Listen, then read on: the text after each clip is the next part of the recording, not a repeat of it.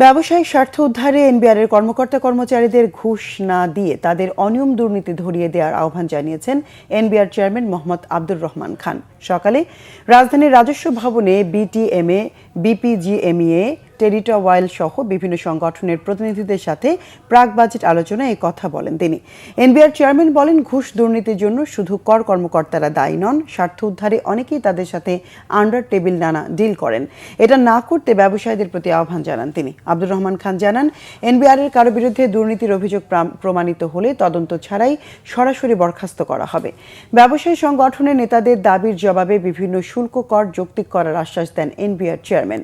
Corporate কর প্রসঙ্গে তিনি জানান, কোনো বিশেষ গোষ্ঠীর জন্য কম রেটের আলাদা কোনো হার রাখা হবে না। 2025 সালের জুনে শেষ হতে যাওয়া কর অব্যাহতির মেয়াদ নতুন করে আর বাড়ানো হবে না বলেও জানান এনবিআর চেয়ারম্যান।